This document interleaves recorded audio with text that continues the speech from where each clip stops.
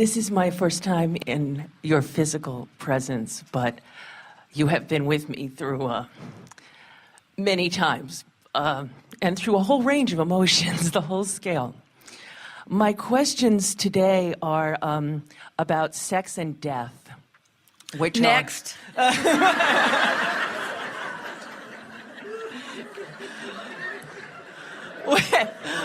Which have been topics that my whole life has been about. And the questions that I'm wrestling with right now, there are basically three of them. The first is, where is the soul? Where is consciousness? Where is beingness in a body that is unconscious, on morphine, or brain dead? What does it do for 15 years in the case of a Terri Schiavo?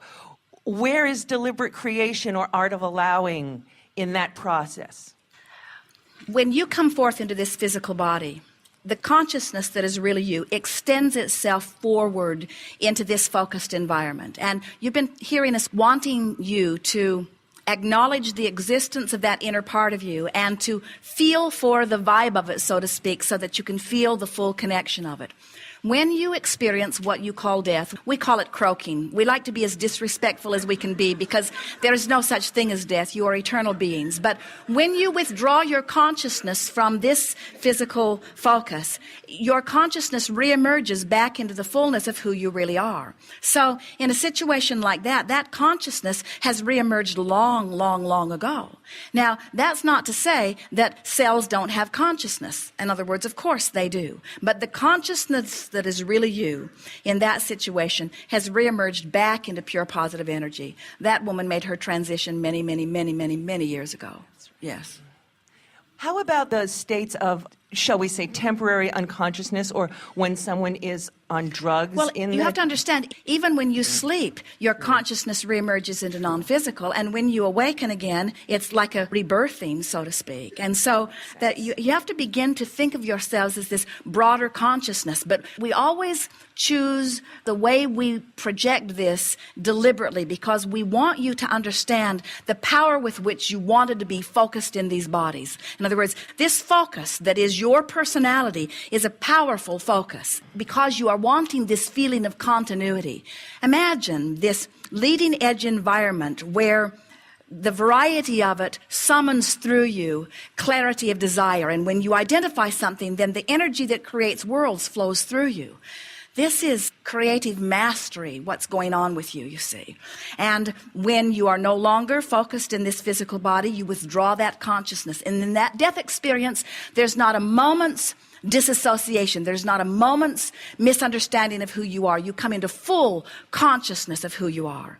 Jerry had an experience years ago where he was riding in the back of a pickup truck with some children, and their father was driving the truck. And their father said, "We're going down this mountain, and don't worry, I don't have any brakes on the truck, but it's been like that for a long time, and I just use my gears to slow down." And Jerry is thinking, this is not the best idea of things that I've ever done, but his own children are in the back of the truck, so apparently he knows what he's talking about. So, all right. And so Jerry and the children have flashlights. They're studying a Spanish lesson, and they are rolling down the highway. And now Jerry can hear this driver trying to get the truck geared down, and he can hear that it's not going in. Jerry can hear that he's trying. He can hear the gears grinding, but it's not happening.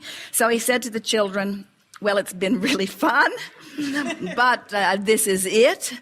And the truck rolled over. The man was wise enough that he turned it into the hillside rather than off the cliff, and the truck turned upside down and came down on top of them and knocked Jerry unconscious. And when he regained consciousness, he said, "Well, now I'm not worried about death." He said this in a gathering like this. "Now I'm not worried about death because I know that there's something, something, something, something, something, and then there's nothing." And we said, "No, that's not what death is like. Death is like something, something, something, something." In other words, death is like super consciousness. Death is like coming back into the wholeness of who you really are. Death is like leaving behind all doubt and worry and fear, all that stuff down there on that end of the scale, all that stuff that is vibrationally not even close to who you really are. All that you leave behind. So death really is an orgasm. No, really. I work with this. Oh, it is better than that. But the thing you have to understand is, as you have spent time in your physical body, and you have worked your way up the emotional scale on a variety of topics. In other words, your mother who made you feel depressed, you've worked through it and now you're in love with her again. And not having enough money, which made you feel lost and forsaken, and you've worked your way up and now you're abundant. And so now you're in this place because you've been paying attention to your vibrations and you are tuned in, tapped in, turned on. You are in vibrational alignment with who you are. You're living happily ever after. You're living your vitality and your clarity. You're sure of yourself. You're feeling joy and love. You're clear-minded. You know what's going on. Your body feels good. You have energy. In other words, you are tuned in, tapped in, turned on. You are alive in the fullest sense of the word. And now, for whatever reason, you make your transition into non-physical. Sometimes it's a conscious decision, sometimes not. As you make that transition to the non-physical, from that place of being in connection most of the time, the vibrational relativity would not be as great for you as if you were someone who had lived a long time in depression. You see, the way something feels to you is about its vibrational relevance to where you were before, you see. But everyone who makes their transition, without exception, experiences the relief of the release of resistance. And as you reemerge into that pure positive energy, knowing fully who you are, you never look back with a moment's regret.